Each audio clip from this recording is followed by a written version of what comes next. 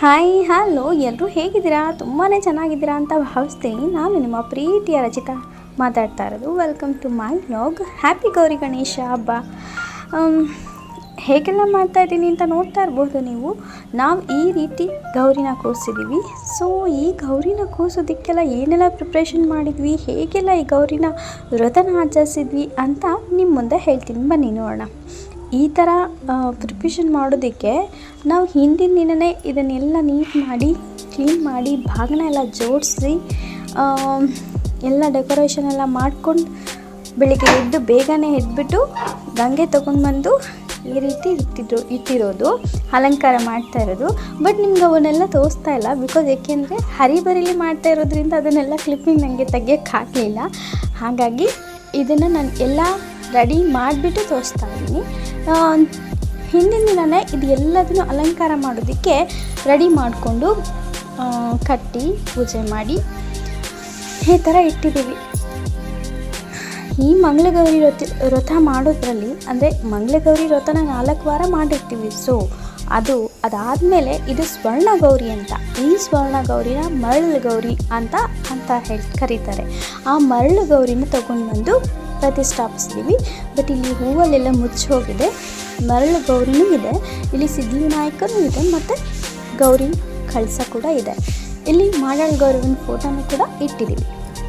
So ಈ ಥರ ಎಲ್ಲ ಡೆಕೋರೇಷನ್, ಈ ಥರ ಎಲ್ಲ ಅಲಂಕಾರ, ಈ ಥರ ಹೂವಿನ ಅಲಂಕಾರ ಮಾಡಿ ಅವಳಿಗೆ ಕುಂಕುಮ ಅರಿಶಿಣದಲ್ಲಿ ಅಷ್ಟೋತ್ತರಗಳನ್ನ ಮಾಡಿ ಸ್ವರ್ಣ ಗೌರಿ ಕಥೆಗಳನ್ನ ಹೇಳಿ ಪೂಜೆ, ತುಪ್ಪದ ಆರತಿ, ಕಾಡಿಗೆನ ಹಿಡಿದು ಮತ್ತು ತಾಂಬೂಲಾದಿಗಳನ್ನ ಕೊಟ್ಟು ಬಾಗಿಣವನ್ನು ಕೊಟ್ಟು ಎಡೆಗೆ ಹೋಳಿಗೆ, ಅನ್ನ, ಸಾಂಬಾರು, ತುಪ್ಪ ಮತ್ತು ಕೋಸಂಬರಿ, ಚಿತ್ರಾನ್ನ, ಕರ್ಜಿಕಾಯಿ ಈ ಥರ ಎಲ್ಲವನ್ನು ಮಾಡಿ ಅವಳಿಗೆ ನೈವೇದ್ಯ ಮಾಡಿ ಅದನ್ನು ನಾವು ಸೇವಿಸ್ತಾ ಇದ್ದೀವಿ. ನೀವು ನೋಡ್ತಾ ಇರ್ಬೋದು ಎಷ್ಟು ಚೆನ್ನಾಗಿದೆ ಗೊತ್ತಾ. ಹೋಳಿಗೆ ಸಿಕ್ಕಾಪಟ್ಟೆ ಟೇಸ್ಟಿಯಾಗಿರೋ, ಸಿಕ್ಕಾಪಟ್ಟೆ ಸೂಪರ್ ಟೇಸ್ಟಿಯಾಗಿರುವಂಥ ಹೋಳಿಗೆ, ಚಿತ್ರಾನ್ನ ಮತ್ತು ಕೋಸಂಬರಿ ನಾನಂತೂ ತಿಂದ್ಬಿಟ್ಟೆ ಸಿಕ್ಕಾಪಟ್ಟೆ. ಬಿಕಾಸ್ ಯಾಕೆಂದರೆ ನಾವು ಮಾಡ್ತಾ ಇರೋದು ತುಂಬ ಅಂದರೆ ತುಂಬ ಟೇಸ್ಟಿಯಾಗಿತ್ತು. ಹಾಗಾಗಿ ತುಂಬ ಟೇಸ್ಟಿಯಾಗಿತ್ತು. ನೀವು ನೋಡ್ತಾ ಇರ್ಬೋದು ಎಷ್ಟೆಲ್ಲ ರೆಸಿಪೀಸ್ ಇದೆ ಅಂತ.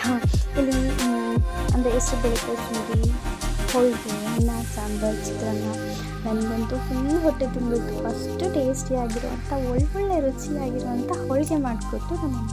ತುಂಬ ಟೇಸ್ಟಿಯಾಗಿರುವಂಥ ಹೋಳಿಗೆ ಅಂತ ನಾನಂತೂ ತಿಂದಾಯಿತು.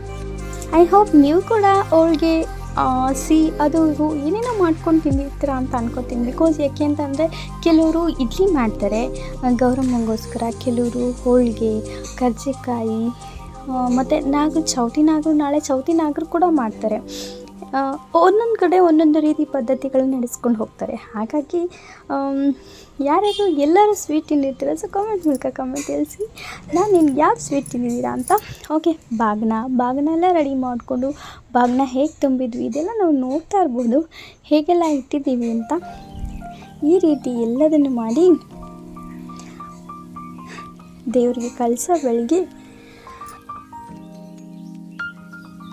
ಹಣ್ಣು, ಹಂಪಲು, ಫಲತಾಂಬೂಲಾದಿಗಳನ್ನು ಇಟ್ಟು ದೇವರಿಗೆ ನೈವೇದ್ಯ ಮಾಡಿದ್ದಾಯಿತು.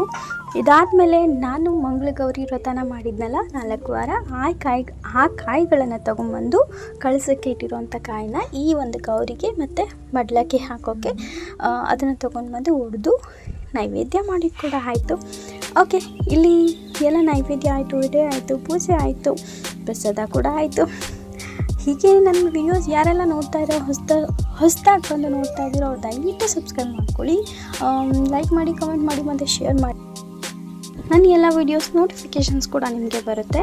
ಆಗ ಹೊಸ ವೀಡಿಯೋಸ್ ಮಾಡೋದಕ್ಕೆ ನನಗೆ ಮೋಟಿವೇಶನ್ ಸಿಕ್ಕಾಗುತ್ತೆ. ಹಾಗಾಗಿ ದಯವಿಟ್ಟು ನನ್ನ ಚಾನಲ್ ಸಬ್ಸ್ಕ್ರೈಬ್ ಮಾಡಿ, ಲೈಕ್ ಮಾಡಿ, ಕಮೆಂಟ್ ಮಾಡಿ, ಶೇರ್ ಮಾಡಿ. ಹಾಗೆ ಸೊ ಮಚ್ ಫಾರ್ ವಾಚಿಂಗ್. ಹೀಗೆ ವಾಚ್ ಮಾಡ್ತಾಯಿರಿ, ಸಪೋರ್ಟ್ ಮಾಡ್ತಾಯಿರಿ. ಇನ್ನೂ ಹೆಚ್ಚಿನ ವೀಡಿಯೋಸ್ಗಳನ್ನ ನಾನು ನಿಮಗೆ ಅಪ್ಲೋಡ್ ಮಾಡೋದಕ್ಕೆ ಸಾಧ್ಯ ಆಗುತ್ತೆ. ನಾಳೆ ಚತುರ್ಥಿ ಇದೆ, ಗಣೇಶನ ಹಬ್ಬ.